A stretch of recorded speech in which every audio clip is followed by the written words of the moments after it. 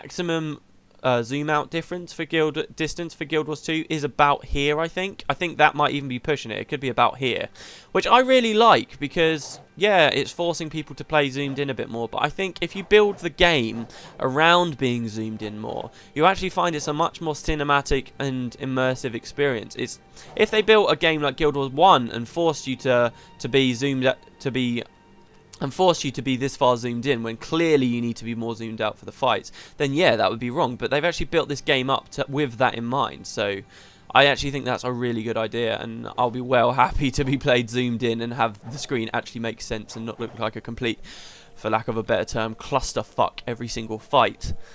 So yeah, anyway, we're here. Cool, I'll keep going off on tangents. We're here, and you'll see that there's these Vatirs here.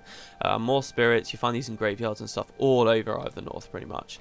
Now, what's cool about this place is, and I didn't mention it, I wanted to mention it in the Domain of Anguish. Basically, hard mode, you can only access it when you're level 20 and once you've completed the campaign once, but it basically makes all enemies stronger, attack faster, stuff like this.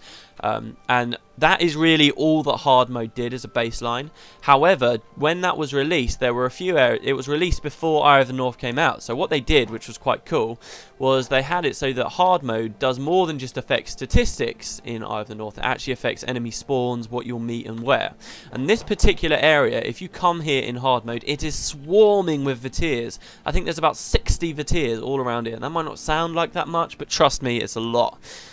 It really, really is, and I wanted to mention this in the Domain of Anguish because that's also another area which has quite extensive changes in hard mode.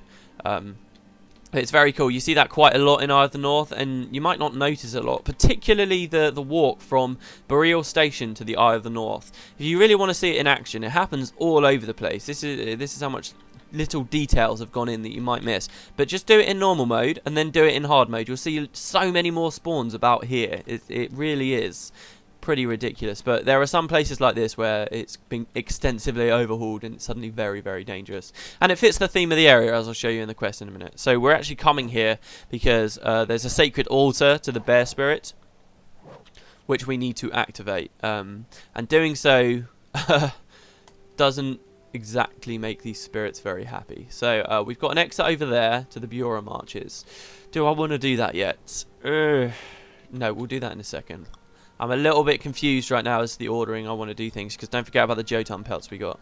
Right, so here's the sacred altar. Jorah says there is the altar, light the spiritual flame. You see down here we've got a bar charging down. Our objective is to capture it, essentially. By the gods, these nightmare creatures are attracted to the sacred flame. Fend them off, lest they consume the fire. The spiritual flame must burn with the might of the noon to summon bear. There is the altar, light the spiritual flame. Okay, so yeah, the concept of this quest here is you're trying to light the flame and all of the spirits in the area start charging at you, which is really cool. So pretty much they don't let up. You can try your best not to aggro them, but it does happen. So this is how this quest works, and when you come back here in hard mode, like I said, it's there's so many enemies here. It's very, very, very easy to be overwhelmed. It's just very cool. It's one of those situations, you know, this game, like I said in another episode, once you've taught, essentially, for most of this game, once you've talked about the combat, really the only thing in skill is the builds you're using, and it's a shame because it shouldn't be that way, but it definitely does seem to be like that because there's not much to talk about. But in Eye of the North, they shake it up quite a lot, and they make a lot of the encounters feel very different, and you really do have to change the way you're playing, particularly with one of my favourite bosses in the whole game, if not my favourite boss, near the end of this. Really, playing that fight is, well, not completely different, but you really do have a lot of other things to think about, which is just brilliant. And they do this quite a lot in Eye of the North, which breaks up the monotony. I really do think it does. Anyway, these will keep coming. I'm not going to talk myself hoarse. We're just going to wait. The spiritual flames almost... Oh, no, it's almost lit anyway. We don't have to cut anything. Whew. Aren't I chatty in the morning, guys? There we go. We gained a morale boost, and the flame is lit. Wow, get out the fire, guys. Well done. The sacred flame burns brightly. Let us kneel and ask for Bear's blessing. Blood washes blood. So this is the next mission.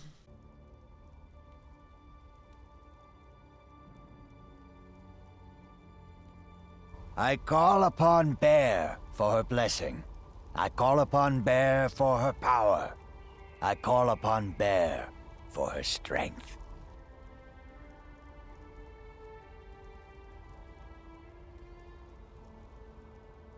Stand before Bear and state your plea. I am Jorah.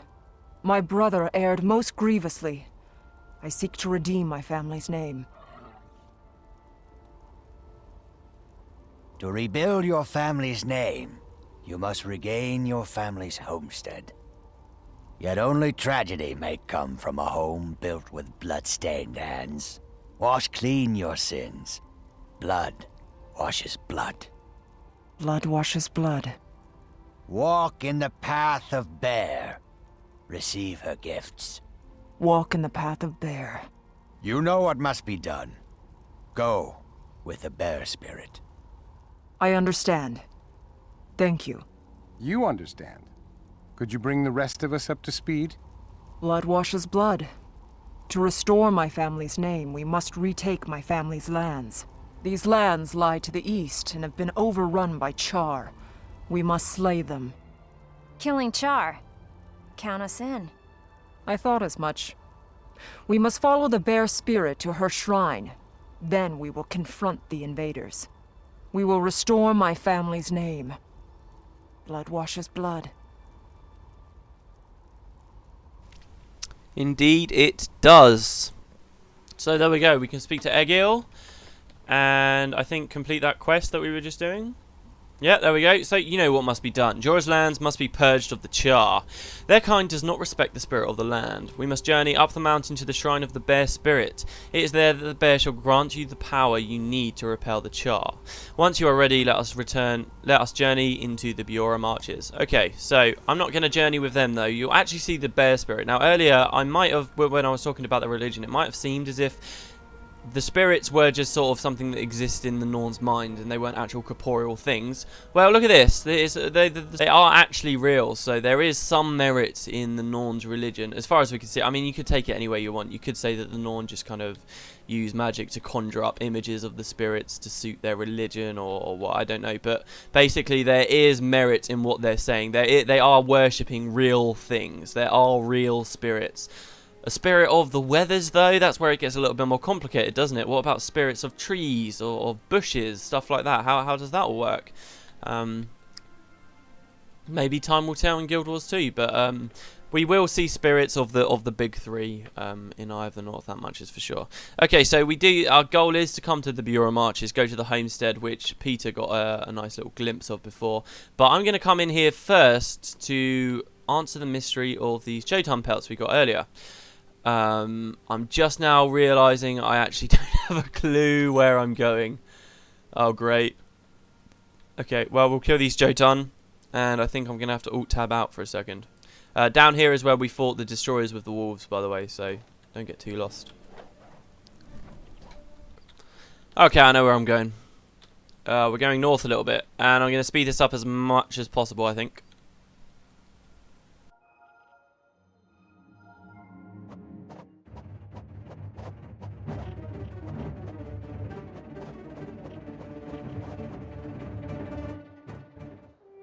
Alright, well, while you guys are watching that sped up, I've just realised here while doing the editing that I forgot to mention a pretty cool reference, which I made a mental note to talk about, but completely forgot. So it's about Egil Fireteller. He's actually another reference to Norse mythology.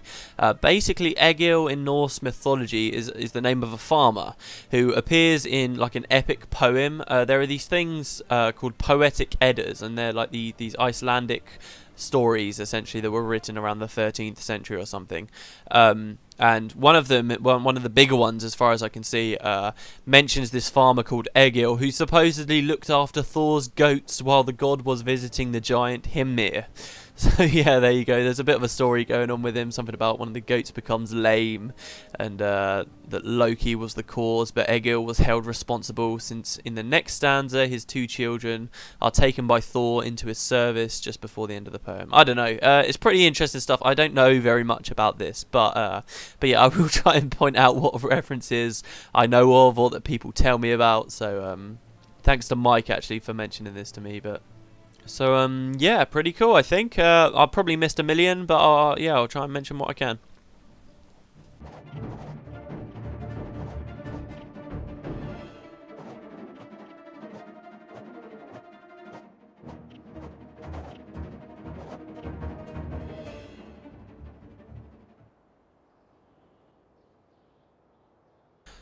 Okay, here we are. Right, so sorry to take you so blindly out into the middle of nowhere, guys.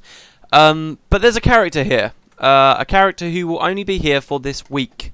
And by the time this video goes out, he will have moved on. This man is called Nicholas the Traveller, and he's got a dolyak who comes around with him called Professor Yakkington. So this is a unique NPC who was only added to the game long after launch.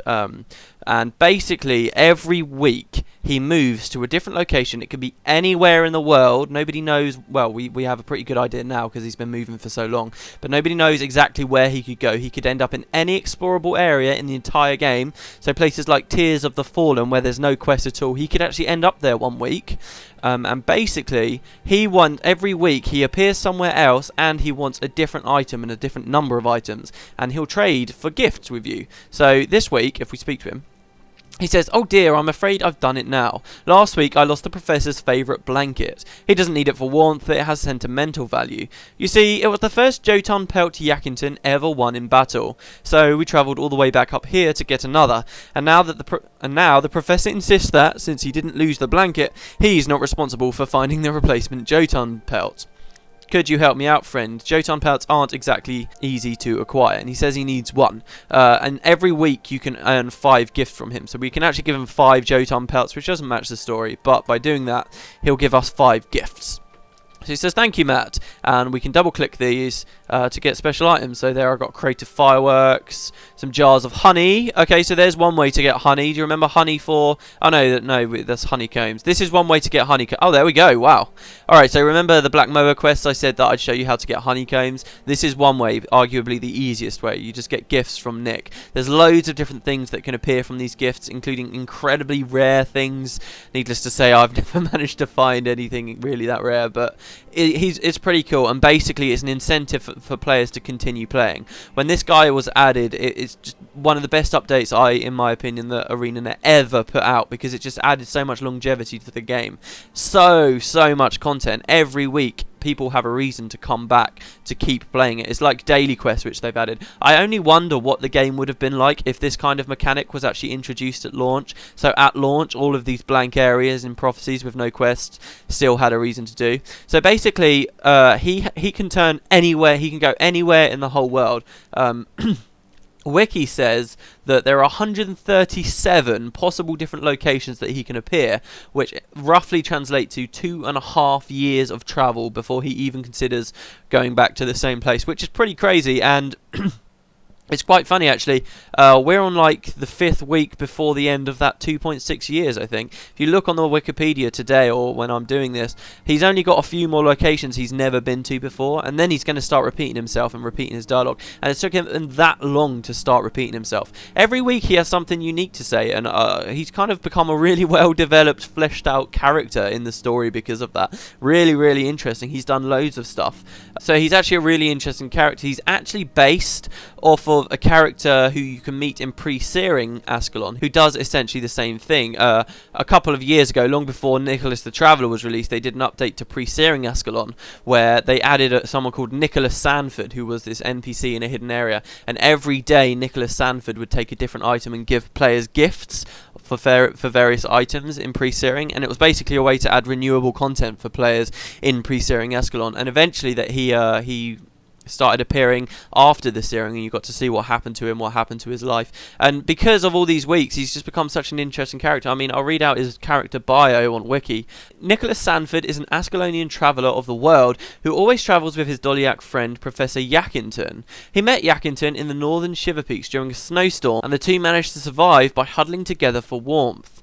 Before the Searing, he was in love with Mary Malone, who was killed during the devastating event. I don't know whether you won't remember, but basically Mary Malone, it was a woman who wanted us to pick some apples in pre-Searing, and loads of spiders attacked. I can't remember if I did it in my Let's Play, because I glossed over so much of pre-Searing. But yeah, that was Mary Malone. She died, sadly, but that was the love of his life. Due to her death, he didn't travel for years, which is why supposedly why we didn't see him for so long after the Searing happened. He's also an aspiring writer and has written a novel entitled There with Yakkington, A Traveller's Tale, which is obviously a reference to A Hobbit's Tale. He has friends throughout the world, such as Imperial Chef Yileng, Gwen, Durmand, and many others. So we've actually met all of those characters. Durmand in particular, there's something really cool I haven't spoke to you about, which I keep meaning to, but now I'm going to jump on the opportunity. Durmand is the guy you speak to, in case you guys are wondering, when you want to start the bonus mission packs. He'll give you like Chirai's story, Togo's story, or Gwen's story, all that kind of stuff. He's the guy who deals with all of that, and he's a historian. And in fact, in Guild Wars 2, one of the main 3 orders you can join is called the Durmand Priory, and it's actually named after that character, which is really cool. So yeah, I was actually going to show you that guy. The other thing about him, if you really are keen, go see him in game, and if you zoom in through his trousers, you'll actually see his model, for some bizarre reason, is wearing like white and red polka dotted boxers, which is pretty hilarious. I have no idea why they did that, but yeah, an interesting bit of trivia about him, and indeed everyone who shares that same model, like Maggie Malaquia. You know, remember the Immortal in Kryta, who we will meet again in War in Kryta. But yeah, sorry, I keep going off. But basically, yeah, this guy, he's also done many other things, particularly with a character who we've not met yet, who we'll be meeting in the Char homeland. So yeah, it's pretty cool. He is. Every week he's got a different thing. I can finally show you him. There is a point where you're guaranteed to meet him in the storyline. I'm going to start headed back to the Jarga Moraine now, but there is a point where you're guaranteed to meet him in the storyline quite later on in Hearts of the North.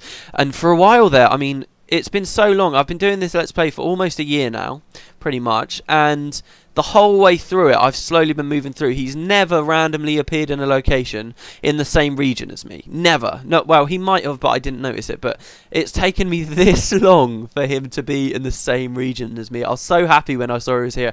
I was like, yes, I can actually introduce him to the players before he pops up as a character later in the storyline and assumes we already know who he is. So we will meet him again later, but that's Nicholas. There's a lot of brilliant tutorials and stuff out there. There's a guy who does a video series on them, Roland. It's just all very, very cool stuff. So yeah, if you do play and you don't know about him, first, shame on you. Second, yeah, check him out. It's a great thing to do every week because you can get some very good items from those gifts. These, though, I really don't care about any of these. I might use the green rock. Of course, he's, if you remember my solo Prophecies Let's Play, something I really needed to get me through that was red rock candies. They're quite rare candies that you can get, and I was getting those from Nicholas the Traveller. So that's where these items were coming from. But yeah, I will cut it now till we're back at the shrine, and we can speak to the bear spirit. So I'll see you guys in a second.